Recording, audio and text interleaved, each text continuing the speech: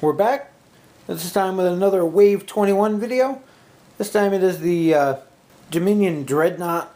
It's the Cardassian ATR 4107, yeah, whatever they want to call it. It's a Dreadnought ship. And this one's actually one of mine. I did pick up for myself, so we have everything with it. And we'll get right in and take a look. First thing here, we have a new dial for the ART 4107 Dreadnought ship. Dreadnought's actually the named version of it, so. And there we have our maneuver card for the Dreadnought. I'm just going to call it that because it's easier than saying the big long thing every time. Extremely fast ship, has that 5 forward. Not so maneuverable, all our tight turns are in red, but it does have all the light banks from 1 to 3. Pretty on par with the standard Cardassian ships, to be honest. There we have our Dreadnought named version, Dominion faction, 6 attack, which is really nice, 0 agility. It is a big hulking thing. It's not very maneuverable, but it's pretty fast. 4 hull, 5 shield, 1 tech upgrade, 3 weapon upgrades for 30 points. You have evasive, target lock, and scan. Really would have liked to see a battle stations on there, but not really the Cardassian thing. Our first line here says you cannot assign a captain or admiral to this ship. That's the one downfall to it. It's always going to have a captain skill of 1 because it is an automated system. Kind of sucks for it that you can't bump that up in some way, but understandable. And our named ability is when defending during the compare results step, you may discard up to 2 of your upgrades to cancel an equal number of attacking ships' dice. If you have expendable upgrades on here, or if you're about to die with it, discarding a couple of your upgrades might be worth not taking those last few hits. Not a great ability, but in the right situation it can save you. Then we have our generic version. Use 1 shield, and you lose your tech upgrade for 28 points. Still have that same detrimental thing on there that you cannot assign a captain or admiral to this ship. Same reason as before. Still a 28.6 attack ship is nothing to ignore. Just that low captain skill really hurts it in the end. First thing we have is a maintenance crew. It's a question mark upgrade, 6 points. This upgrade does not require an upgrade slot, but adds a crew upgrade to your upgrade bar. During your planning phase, you may discard this card and one of your crew upgrades to repair up to 2 damage to your ship. No ship can be equipped with more than 1. I like the fact that it's not limited to just this ship. Granted, you're paying 6 points for an extra crew slot, but you're also getting that ability to discard a crew to repair 2 damage to your ship. A little steep for the cost. Could be useful in the right situation, especially if you have expendable crewmen. But yeah, you're discarding the crewman and a 6-point upgrade at that point. Kind of a steep cost, but usable at times. Just don't see it getting used very often. For weapon upgrades, we have a matter antimatter warhead. 7 points. Attack value is 7, which is nice. Range 3. Spend your target lock and discard this card to perform the attack. If the attack hits, place an auxiliary power token besides all ships within range 1 of the defending ship. Can only be fired from your forward firing arc. Really powerful attack, does 7 dice plus the auxiliary power to all ships within range 1. It's a very lethal combo against things like Romulans who are using Dinatra and keeping their ships in a tight formation to gain her bonuses. At the same time, range 3 limitations kind of sucks. You have to make sure they're just the right distance away to make any use of it. As well as a 7-point discard and requiring a target lock. It's a little expensive for what it does. If this was 5 points, I would definitely be interested in it. 7 points for the limit of the range and the requirement of the target lock. Your main ship already has a primary weapon value of 6. So the only thing they're gaining out of this is that auxiliary power token ability, which could be very useful, don't get me wrong. Just for the cost, it's a little bit overpriced. Where I can see this getting used is on a smaller Dominion ship, because there is no restriction on this. I could see this being mounted on a Jem'Hadar attack ship. And in that case, then it makes it a little bit more interesting. Granted, you're limiting your fire arc to that smaller arc that they have over what this ship has, but at the same time, you're bumping their primary 3 value up to a 7 and getting the other bonuses, which seems a little bit more effective. Next, we have quantum torpedoes. 6 points. Attack value of 5, range 2 to 3. Spend your target lock and place 3 time tokens on this card to perform the attack. If the target ship is hit, add +1 hit to your total damage. This weapon's fired from the Dreadnought here. You add an additional 1 hit to your total damage. Makes it a lot more effective than you originally think. When you can get, as long as you get at least 1 hit in, you're basically getting a minimum of 3 right off the bat. And it can be fired from a forward or rear arc. Torpedoes are still a little underpowered for what they can do. The possibility of doing up to 7 damage, though, is definitely interesting. The one thing to note, though, is you only get the extra bonus here if you're firing it from the Dreadnought ship or the generic version. The other damage, though, you get regardless as long as you do at least 1 damage. So, it's an interesting option. Better than the standard Dominion torpedoes, I think. Definitely better as far as being mounted on this ship. If this ship had a rear arc to make use of it, it would definitely be top notch. But again, I'm still thinking for the economy of the target lock and disabling this, well, the time tokens on this, to get that slightly more damage than your primary weapon really just isn't all that cost effective in the end. Next we have Thoron shock emitters. 5 points. 5 attack, range 1 to 3. Spend your target lock and discard this card to perform the attack. You may select any number of your attack dice and re-roll them. This can only be purchased for the Dreadnought or the generic ship. It's a secondary weapon, so at range 3, they're not going to be getting their bonus defense. Same reason at range 1, you're not going to be getting your bonus attack die, which kind of sucks. It costs you a target lock and a discard of a 5-point upgrade to basically re-roll your dice for a 5-die attack when your primary weapon is a 6-die attack. There's been a lot of discussion of this in the forums, and I think at least at some point this was supposed to say that you could fire it in any direction. A 5-die attack in any direction with a re-roll would definitely be worth a 5-point discard. As far as putting it on this ship, and it's only limited to this ship, you already have a 180-degree front arc with a primary weapon of 6. Why would you not just fire your primary weapon, use your target lock to re-roll your 6 dice, rather than use your target lock to fire this with 5 dice and get a re-roll? The only bonus you're getting is them not getting that extra defense die from range 3. Your primary weapon is better than this in every aspect, so until they make it a red or something for this card is pretty much absolutely worthless, and you're probably never going to see it. I really hope that they add that it can be fired from outside your primary arc to make it useful on the ship. Next we have Plasma Wave. 5 points. 3 attack, range 1. Discard this card to perform the attack. You may fire this weapon at every enemy ship within range 1 of your ship.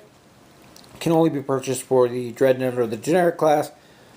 This one's kind of an interesting one. It's basically everything within range 1, 360 degrees around your ship. You roll 3 dice and compare the damage to the enemy ships that are in that range. It's a nice kind of like a flak system. It prevents you from getting swarmed by smaller ships, especially ones that are going to try to run into you to make you lose your actions or whatnot. 3 dice as opposed to your 6 primary weapon kind of sucks, but at the same time you're hitting multiple targets. You're only going to be using this when you have multiple targets in range, so it's kind of a trade-off there. 5-point discard to make a 3-die attack. It really has to be in the right situation. There has to be multiple targets that you're going to be able to hit with this to really make it worth it, but it is an option. For tech upgrades, we have countermeasures. 5 points. When defending during the roll defense dice step, you may discard this card to roll +2 defense dice. Immediately after this attack is completed, you may then perform a 2-die attack against the attacking ship. Kind of a neat thing, useful against fighters really, not so effective against larger ships. The +2 defense dice is nice though on a ship that normally gets none at all. Upgrade costs +5 points for any ship other than the Dreadnought here, and no ship can be equipped with more than one. Pretty standard there. A lot of these upgrades are limited to only this ship, which is kind of disappointing, but at the same time makes sense. A 5-point discard for 2 extra defense dice is questionable. If you're getting in a situation where you got lots of fighters around, that ability to return fire and get the +2 defense dice definitely helps out. As I said, against a larger ship, not sure 2 dice is really going to do too much, but it still may be worth it in the right situation. Next we have Kinetic Detonator. 4 points. As an action, discard this card and one of your weapon upgrades to inflict 1 damage to all ships within range 1, including this ship. This is another area of effect. Hits every ship within range 1. Have to keep that in mind. It hits your own as well. The discard of a weapon upgrade, the ones that come with this ship are very expensive, but if you can find a cheaper, more expendable weapon upgrade to throw on here, it may be worth it if you're surrounded. Cost you an action and a discard, but at the same time, the ability to do 1 damage to all of those ships, and it's not actually an attack, so they don't get to roll any defense against it, which is the real nice thing about it. Definitely in the right situation, if there's multiple targets, it's well worth it. Last we have a Vase of Attack route. 5 points. When defending during the modified defense dice step, you may disable this card and discard one of your weapon upgrades to place 2 evasive tokens beside your ship. Can only be purchased for the Dreadnought and the generic. 5 points, you're only disabling this, but you're discarding one of your weapon upgrades. Again, the weapon upgrades that come with the ship are very pricey. If you have something more cheaper and more expendable, then it might be worth it for those extra 2 evasive tokens. Sure, it guarantees you at least 2 evades for the turn, but at the same time, what is it costing you points-wise as far as weapons go? It has its uses as long as you have the right things to trigger it, or as a last-ditch effort to save yourself. But keep in mind you're paying 5 points for this, plus the cost of the weapon in order to even do this. So there's a trade-off there as well. Of course, it could always be used later on if your weapons are disabled or have time tokens on them or whatever because they've been used. It may be worth it to sacrifice them to this if you're never going to have the actions to re-enable them, or you really just need that 2 evasions to stay alive. For the rest of our expansion here, we've got a pair of Captain Skill 1 tokens for the ship. Since you can't put a captain on there, it's just a generic Dominion logo. We have an additional rules card for time tokens and continuous effects. And then 3 time tokens for our torpedoes. 5 shields, evasive and scan tokens. The mission this time around is Planetoid Alpha 441. This one is Cardassians versus Maquis. Basically, the torpedo here is trying to get to a planet to cause massive destruction. Cardassian player gets a 80 points of squad points, which is only one of these ships plus whatever upgrades, versus 100 points of ships that have to have a hull value of 3 or less and have to be a total cost of 35 points or less per ship. Really limits what you can use as defenses to get this. You're really going to have to try to sneak around behind it to make use of it if you're the opposing side. The planet token on there represents a planet. There's a munitions base on there. The Dreadnought is trying to attack the base. And there's a little chart for figuring out what you're doing. Since you're firing at a small thing on the planet, you lose damage at range, which makes sense. And then you have your objectives here on the back. The Dreadnought player is trying to destroy the munitions base or all of the independent player ships. And the independent player ships have to try to kill the Dominion ship here before it blows up the base. Definitely interesting mission. This is one I really want to try. I do love this ship, so I can't wait to get in and play with it. For our base here, this is the name Dreadnought. Have that typical 180 degree front arc that the Cardassian ships have. No rear arc as usual. And then we have the generic Cardassian ART-4107. Again with a 180 degree front arc, no rear arc. Such a long name. The ship model itself is very interesting. Not a lot of details painted on it, but definitely a lot on the model itself. Comes in the newer metallic type plastic that a lot of the ships have had lately. Would have liked to see at least the engines painted though. That's kind of a slack move on their part. I may actually try to paint this one because it is a very interesting ship. And there's just so much detail there that can be made use of. My son commented that it kind of looks like a sword. Like you would hold it like this. Thought that was kind of funny, but definitely an interesting ship. And just for scale wise, if you haven't seen one yet, the ship is absolutely massive in size, at least lengthwise. There's a standard Galer class next to it to kind of give you an idea. So mass and length, this ship is just humongous.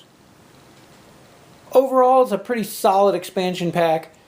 I'm a Cardassian player at heart, so obviously I'm a little biased when it comes to this, but it's definitely a powerful ship. Its really only drawback is that you can't put the captain skill on there and you're stuck with that skill 1. But at the same time, the 6 primary attack value just makes it a huge threat with that giant fire arc. Would I take this over a standard Galer class? It's kind of trade-off there because of the way the upgrades work and what you can put on the Galers. Definitely would take one of these to support my Galer classes though. Not sure I would take it in place of them. Maybe in place of a Keldon. If I was running a bare bones Keldon, I might take this, but again, the captain skill really limits it. In much larger battles though, definitely I plan on picking up a couple of these just to have a basically some firepower in the background for my fleets.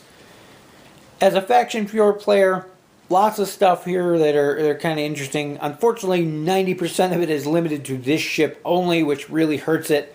But the matter antimatter warheads, definitely a interesting concept if you put them on your smaller Dominion ships. Like I said, the Jem'Hadar attack ships would be really interesting with those. Outside that, in cross faction, again, 90% of your upgrades are limited to this ship only. There's only really, I think, 2 or 3 cards in here that you could use on other ships. So keep that in mind. If you don't play Cardassians or Dominion at all, there are really only going to be 2 or 3 cards in here that'll be of any use to you whatsoever. So keep that in mind as well. Anyway, that's pretty much it for this one, and we'll see you in the next video.